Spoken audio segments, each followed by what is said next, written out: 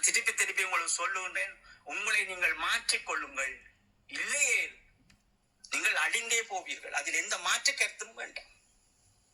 என் இனத்தை சுற்றி என்ன நடக்கிறது என்பதை புரிந்து கொள்ளாத இந்த இனம் எப்படி நீங்கள் உங்களை சுற்றி என்ன நடக்கிறது என்பதே உங்களுக்கு புரியவில்லை. உங்களுக்கு ஒரு புலிக்கொடியை எப்படி பயன்படுத்துவது என்பதும் கற்றுத்தரவில்லை. ஒரு மாவீர நாளை எப்படி அதை செய்வது என்பதும் தெரியவில்லை. அந்த மாவீர நாளுடைய அர்த்தமும் தெரியவில்லை.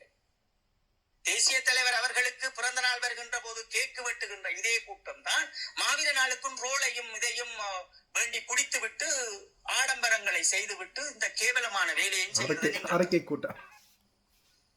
அப்பதான் நீங்கள் உங்களுக்கு வழிகாட்டியவர்கள் தவறாக செய்கின்றார்கள், தவறாக வழி நடத்துகின்றார்கள் என்பதால் தான் நாங்கள் மீண்டும் மீண்டும் உங்களுக்கு ஒரு செய்தியை சொல்லுகின்றேன். கதிராகிய நான் தயவு செய்து இனியாவது அடுத்த தலைமுறையினுடைய அரசியலில் யாராவது நின்று குறுக்க நின்று கொண்டு நீங்கள் ஓடிக்கொண்டு நின்றீர்கள் என்றால் அது உங்களுக்குத்தான் வினையாக முடியும் என்பதை நாங்கள் மீண்டும் மீண்டும் சொல்லுகின்றோம். ஒரு மாமனிதரை தொட வேண்டும் என்றால் அதற்கு உங்களுக்கு ஜோக்கியதையாக உங்களை வளர்த்துக் கொள்ளுங்கள். நீங்கள் பெரும் கொம்பன் கிடையாது. எங்களுக்கு நீங்கள் பட்டம் சூட வேண்டும் எங்களுடைய போராளிகளுக்கு என்கின்ற இந்த நிமிடத்தை கலைந்தறியுங்கள். மாமனிதரை தொட வேண்டும் என்றால் அதற்கு உங்களை வளர்த்துக் கொள்ளுங்கள் என்றுதான் சொல்லுவோம்.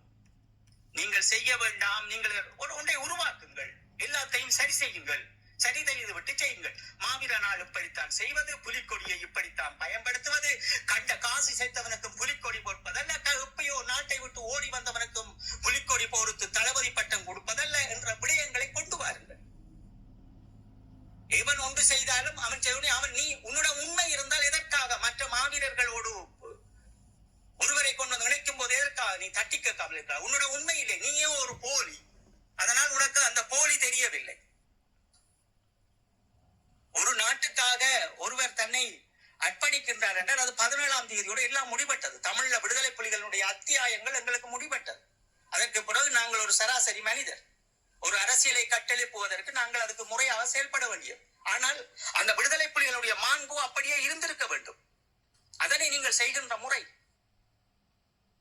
எங்களுக்கு ஒரு குழந்தை இருக்கிறது என்றால் அந்த குழந்தை இருந்தோ இல்லையோ, திருமணம் செய்தாலோ போனாலோ நாங்கள் அந்த மாண்பை தானே வைத்திருக்கின்றோம். இவர் கல்யாணம் செய்து விட்டு போனார் என்பதற்காக அல்லது அவர் நாட்டை விட்டு போனார் என்பதற்காக உங்களுடைய அம்மா அப்பா அந்த காணியை இன்னொருவரிடம் கையளிக்கவில்லை. எல்லாரும் யாழ்ப்பாணத்துல உங்களோட அம்மா அப்பா எல்லாம் செத்துட்டீங்க, நீங்கள் இங்க இருந்து உழைச்சிங்கள், சோசல இருந்து நல்லா வாங்கி திண்டுட்டு களவா வேலை செய்துட்டு இந்த கள்ள புத்தி அங்க கட்டியிருக்கிற வீடுதான் உங்களோட அம்மா அப்பாட வீடுகளையும் வேப்ப மரங்களையும் புளிய மரங்களையும் தரைத்து போட்டு அந்த ஈரப்பதத்தையும் அழித்து விட்டு அங்க மாடியை கட்டி வச்சிருக்கிறீங்க. அங்க யார் இருக்கிறா? சும்மா கிடையாது. இதைத்தான் நாங்கள் சொல்றோம் வேண்டாம், கொஞ்சமாவது உங்களோட பிள்ளைகளுக்கு நான் சிந்தனையை ஊட்டிட்டு எங்களோட மாமனிதன் மீது கைய வைக்கும். உங்களுக்கு எல்லாம் என்ன தகுதி இருக்குதுன்னு இன்றைக்கு தொட்டிங்கன்னு தெரியல. இதுக்குரிய விளைவுகளை நீங்கள் சந்திப்பீர்கள். எங்களுடைய இனம் தோற்கப்படுகின்ற போது, இன்னும் பிளந்தெழுகின்ற போது அதற்குரிய உறுத்துக்கள் இந்த 2ஆம் திகதி 8ஆம் மாசம் 2025 அதற்குரிய நடத்துனர்களும் அதற்குரிய விற்பனையாளர்களுமே இதற்கு பொறுப்பாக அவருடைய வம்சங்களாக ஆக்கப்படுவீர்கள். இவர்கள் மட்டுமில்லையா, இதற்கு அறிக்க விட்டவர்கள் அதுக்கு முன்னாள் ஆட்படைஞ்சவர்களும் இதுக்குள்ள அடங்குவார்கள். அறிக்க விட்டவர்கள் யாரென்னும் ஆட்படைஞ்சவர்கள் யாரென்னும் மக்களுக்கு புரியுமென்னு நம்புறேன்.